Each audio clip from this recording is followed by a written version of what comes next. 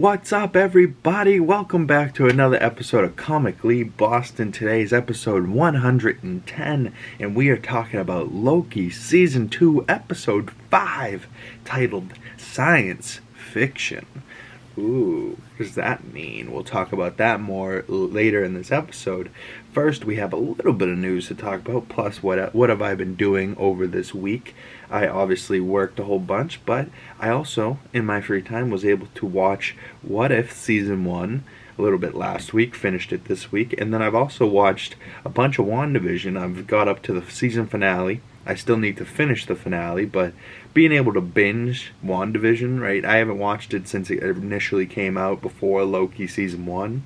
So watching WandaVision Season 1 and being able to watch it back to back to back, and you know, when there's a cliffhanger, you can immediately go to the next episode instead of week to week. It just made me remember the week to week cliffhangers and how fun this show was and how mind blowing it was. We're all sitting there going, what the hell just happened? This episode was like this, the next episode's completely different. Like week to week they did the whole stylized TV genre, like, but also like a paying homage to all the TV genres that came before them, whether it's Lucille Ball, Dick Van Dyke, the Malcolm in the Middle, you know, like there's all these different ones, and each episode it gets different and different, and then how it ends is so great. Like with Wanda, Agatha, it was Agatha all along. Like I love Catherine Hahn, so Agatha Harkness has been one of those Phase 4 characters that I want to see again so bad. You know, we got to get her immediately. But also, yesterday, 2 movie trailers came out for 2 movies coming up that look pretty good. But also, Monday, or was it Tuesday? I think it was Monday, was Halloween. And because we're talking Loki, Tom Hiddleston himself was dressed up this year, I believe, with Richard E. Grant. And they were both Ziggy Stardust, I believe. They were both, what is that, David Bowie?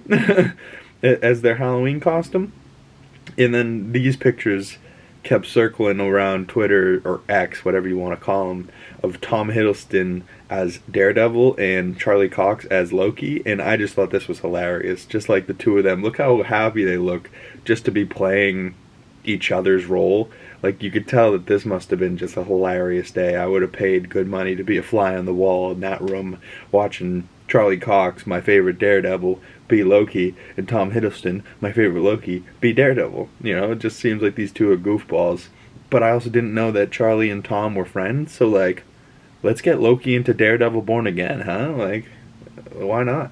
Getting back to the movie trailers I was talking about.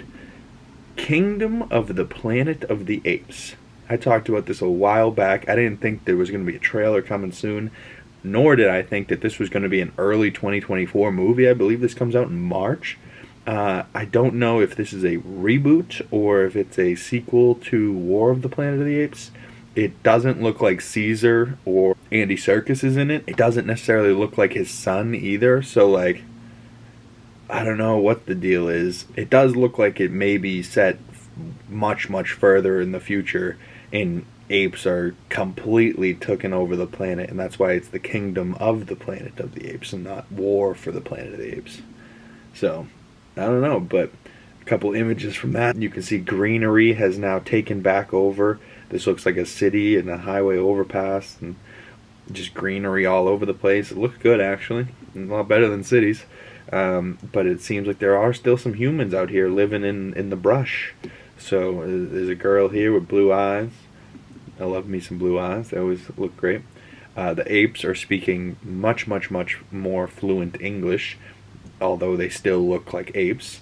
There's what looks like Maurice, but definitely is not Maurice, but definitely an orange orangutan sitting here with the original ape we see in this trailer holding a hawk.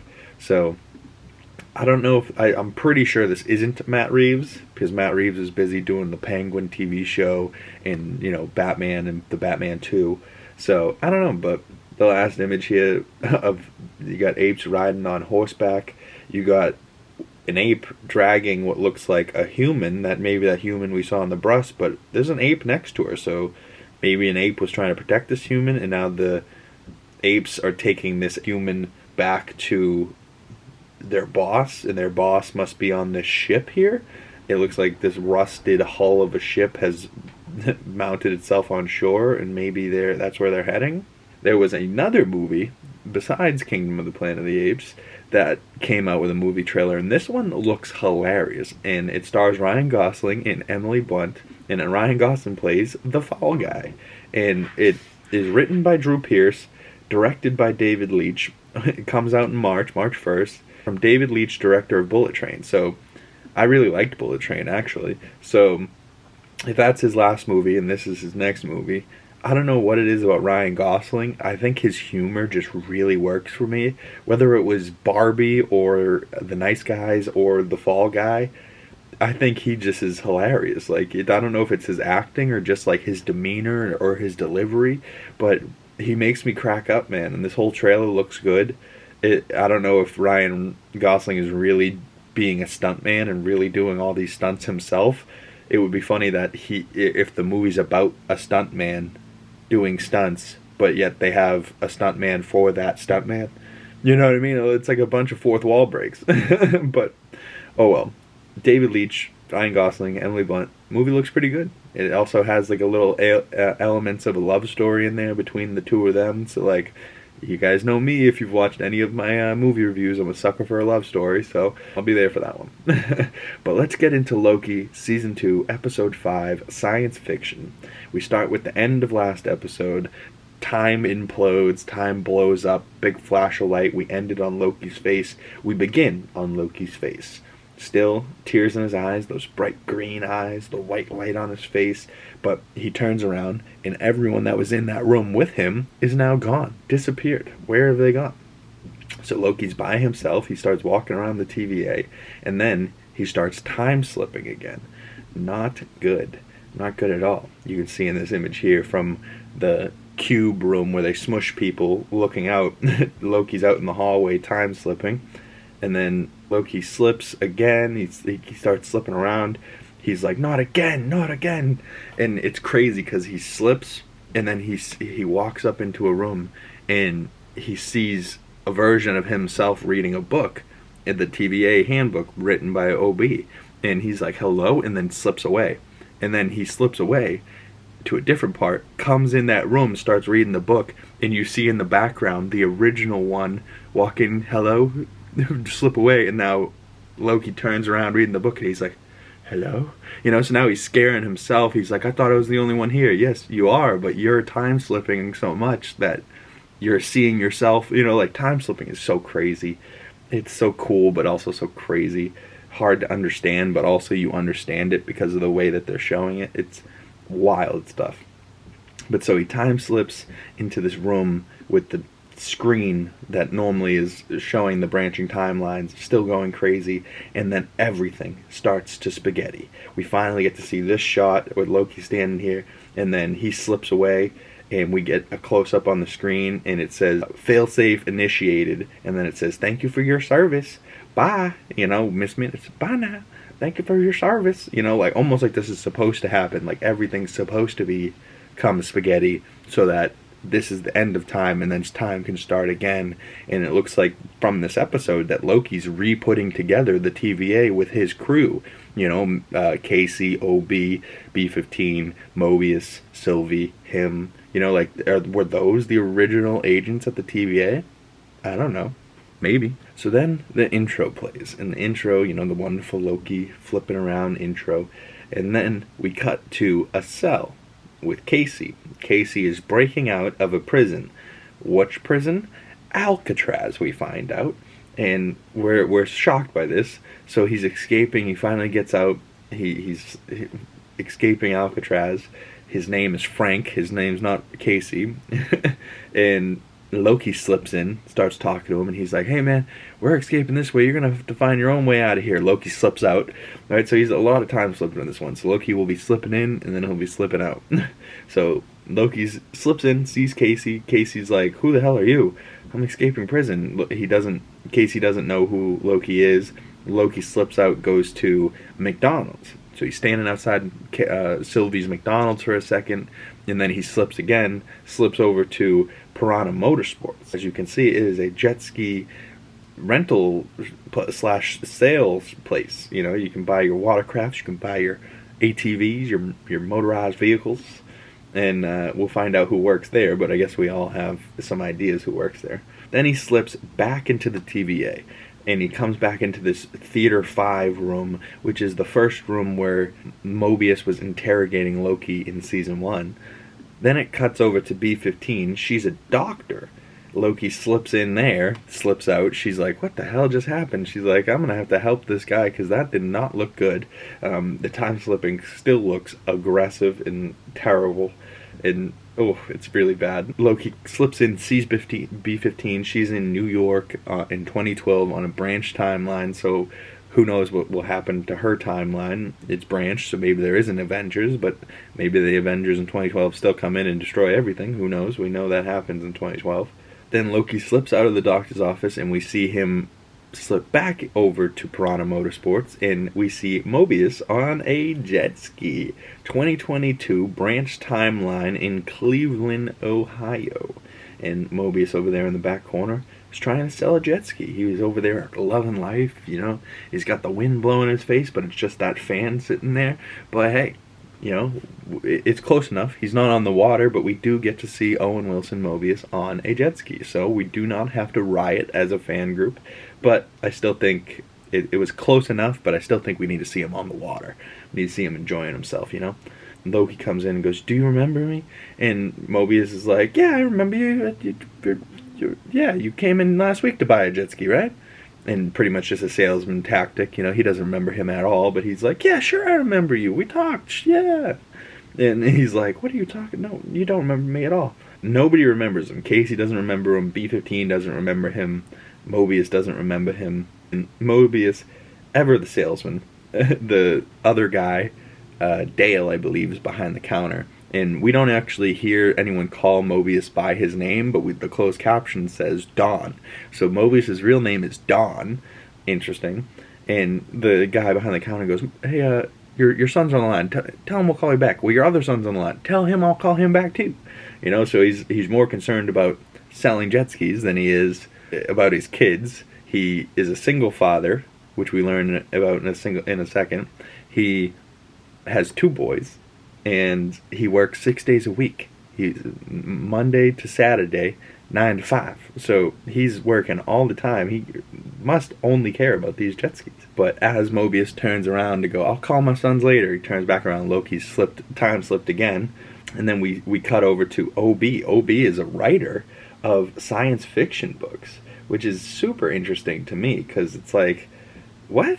And then Loki finds out, Loki slips in, right? So we see OB at a book, like at a library. He's trying to buy his own book so that it looks like people are interested in buying his books, because he keeps bringing books to this library, trying to get people to sell them.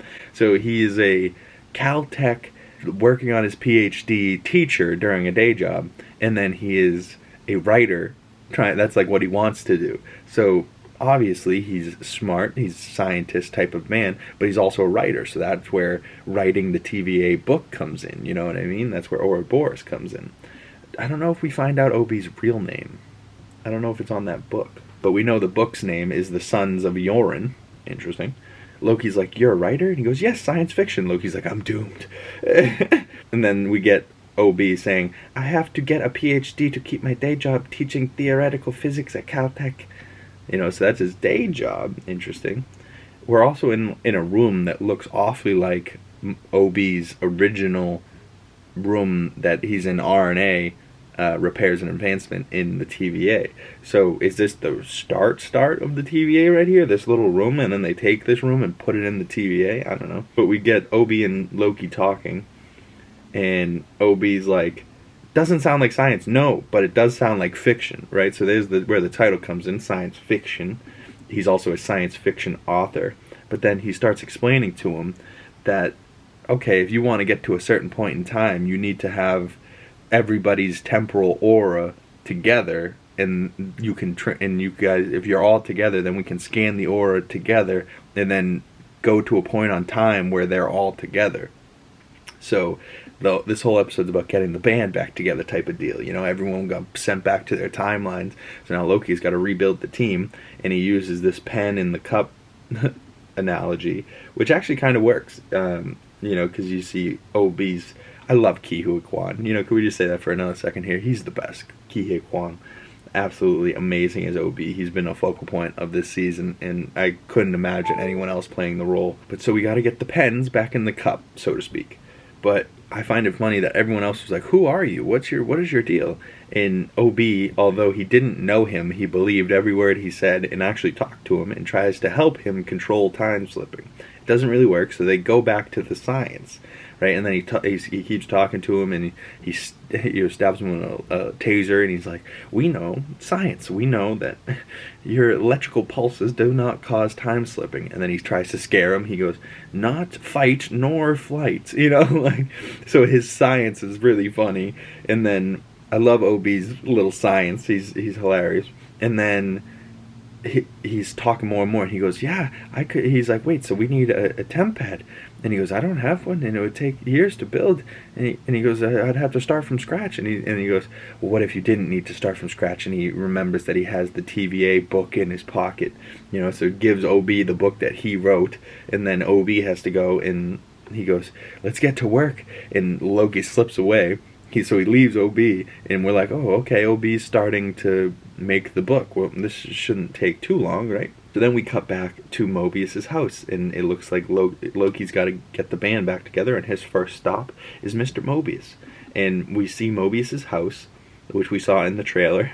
As you can see, he's bringing in the trash barrels. There's basketballs and balls and toys all over the yard.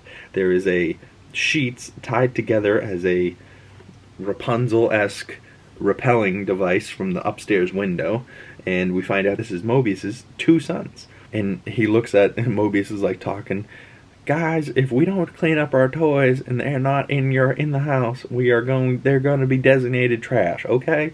And then he looks down at an action figure and it's burnt, and he goes, "That's burnt. Is that burnt? It is burnt.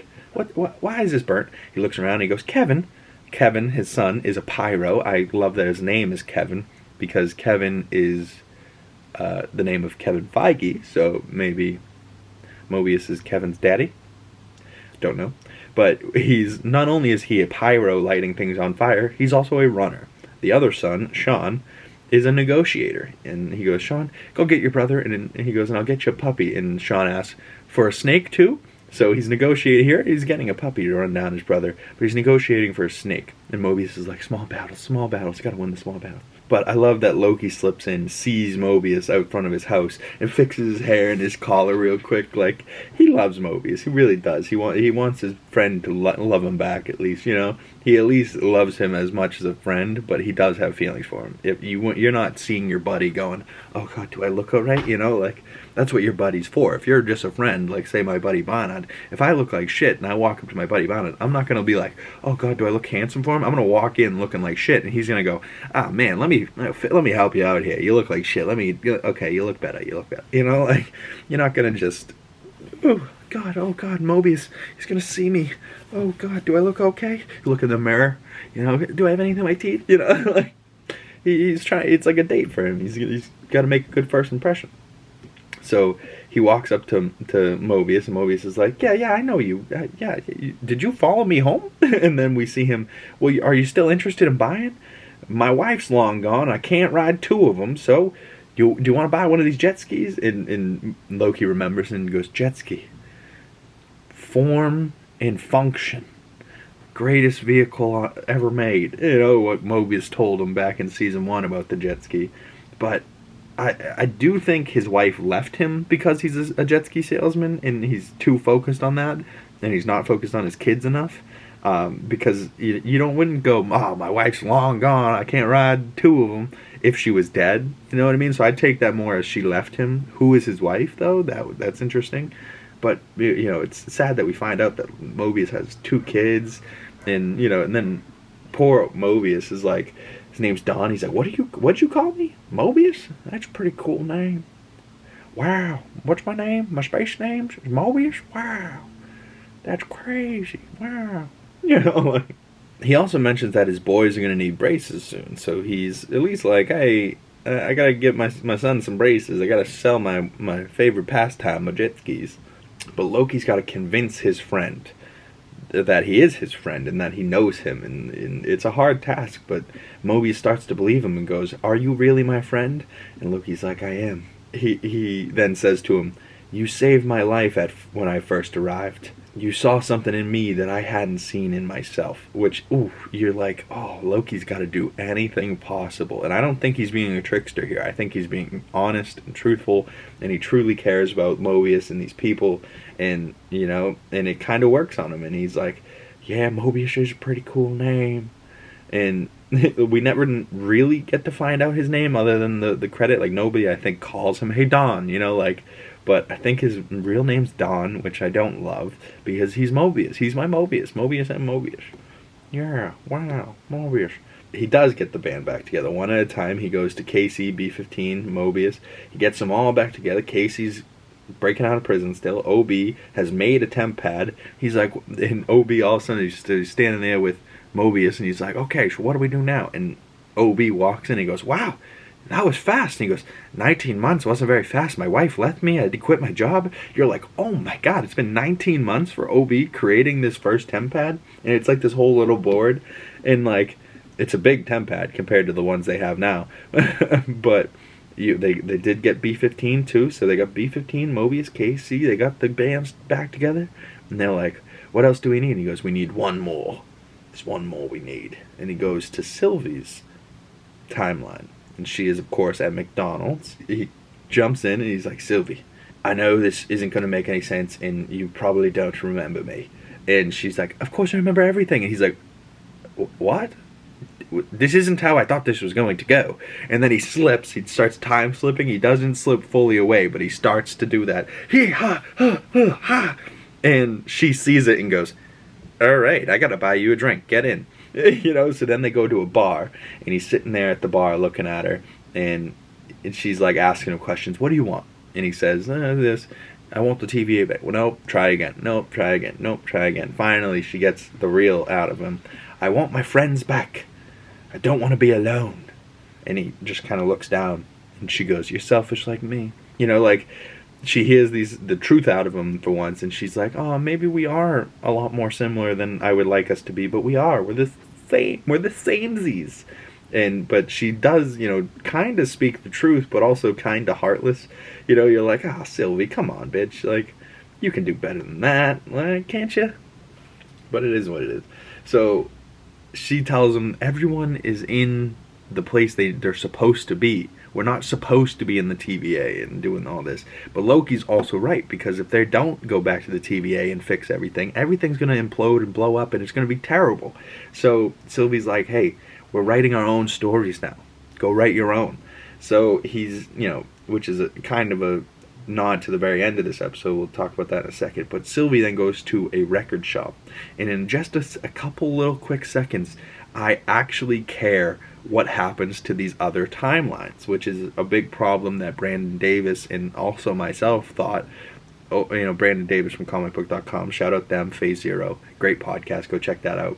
But he was saying the biggest problem for him is that he doesn't care about these other timelines, and now just from this episode he does, and I 100% agree with him. Look, Sylvie goes to this record shop, and she's the only regular at the record shop, and Lyle, the store owner and cashier, gives her a song to play, you know, and goes, "Hey, it's either going to make your day a lot worse or fix all your problems." And she's like, "You really got to work on your sales tactic." But the record he gives her is "Oh Sweet Nothing" by the Velvet Underground, which is a great song.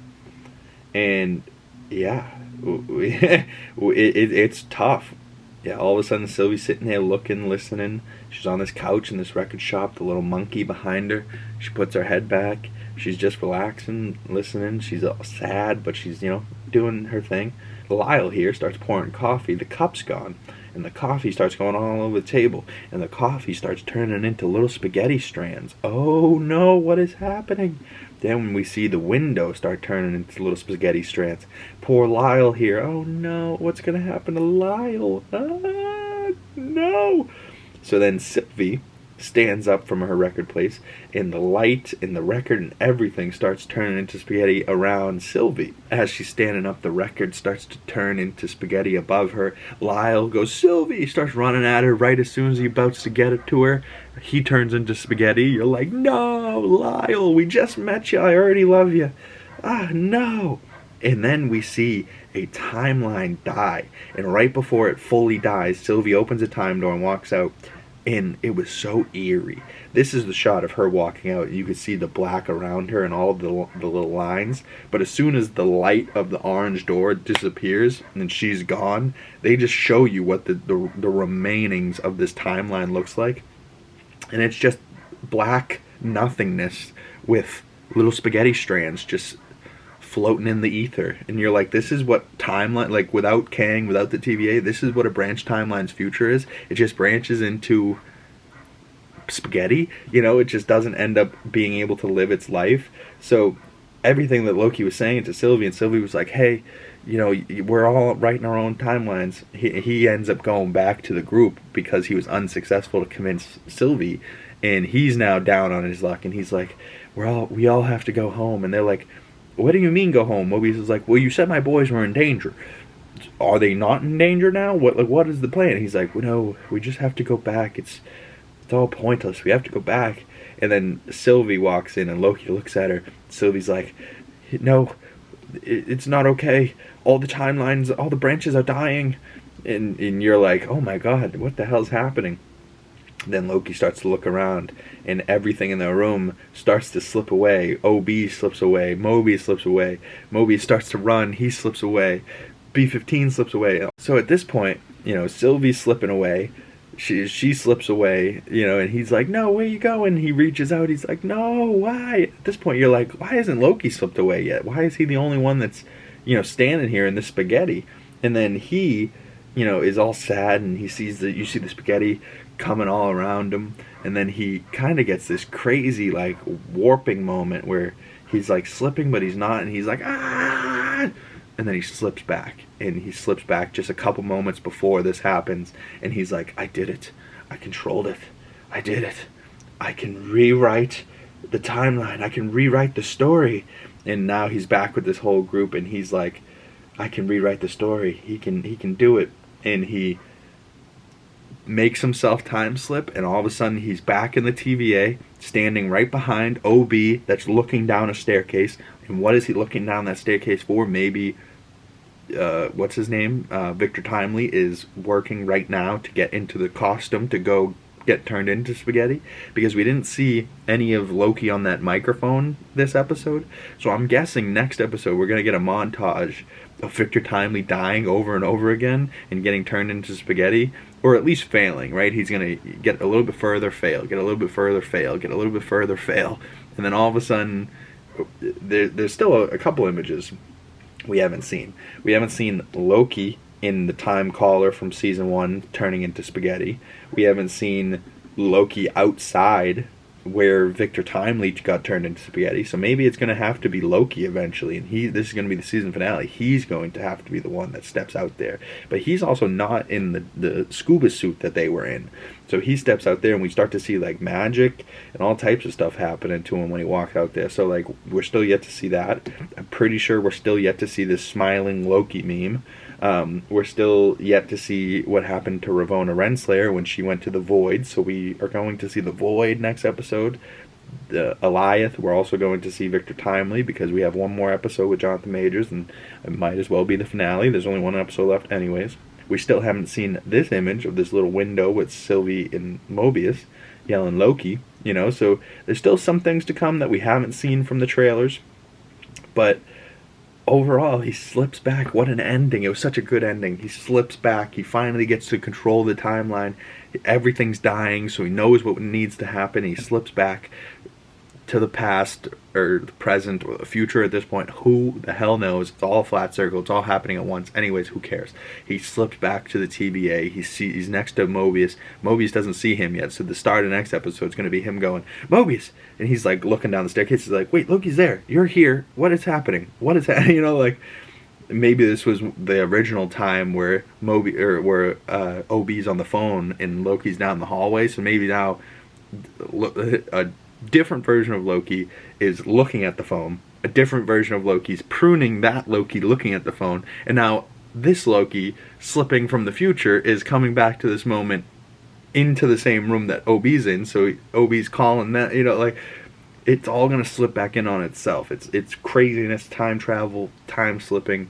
It's hard to explain, hard to follow. It's amazing to watch. It's also scary to watch him actually doing the physical time slipping. He looks like he's in so much pain. But, the only question I got is Loki slips back to the TVA next to Obi right before Timely goes out?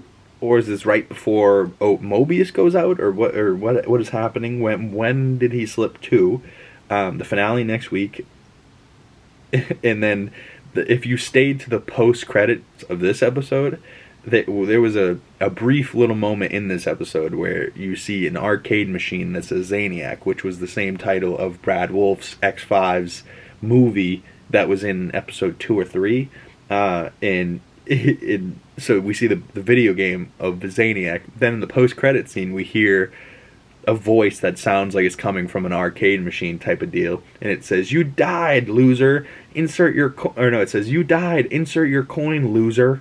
And it's Brad, like it says Brad in the closed caption. So it's like, it's X5. So he's a video game now. Like, what happened to him at the end of the last episode? Because we didn't see him at all this episode. We didn't see Miss Minutes. We didn't see Ravonna. So like, where are they? What happened there? Who knows? So the next episode, we're going to get resolution on where Ravonna is in the void. We're going to get Victor Timely back somehow, probably from time slipping. We're going to maybe see what happened to Brad. That would be interesting. But really, what happens at the end of this next episode? Is this the new start of a new timeline and Loki's now in charge of the TVA? Are we going to see that a Kang or Immortus and the rest of those guys, or He Who Remains himself is still pulling the strings? I don't know, man, but this episode was great. Comment below, what do you think of this Loki season so far? With one episode left heading into the season finale, it's going to be insane. I'm going to think about it more all over the weekend. Loki episode 6, the finale of this season. I cannot wait to get to Monday's podcast. We will be asking our biggest questions for that. So if you want to email me at comicallyboston@gmail.com, you can message me over there. What are your biggest questions from the season? We can talk about it on Monday's podcast. I am so excited for this. This whole season has been great. I've been loving it. So I would love to hear your thoughts. You can message me on my other social medias. Link down in the description below. More movie reviews coming to the channel. We got No Way Home, Multiverse of Madness coming up this weekend. So please watch those. And I will see you guys Monday in the next podcast. And next week we're going to be watching more movies. Love and Thunder, Morbius, not Mobius, and Wakanda Forever are on my list. Also, just came out on Hulu. The Haunting at Venice, that I kind of want to watch. A couple other things came out this week. Invincible Season 2 came out. Power Book 4 Force Season 2 Episode 9 came out today. So it's a mouthful of a title, but it's a great show. So check that out if you haven't. And I will see you beautiful people in the next episode. Peace.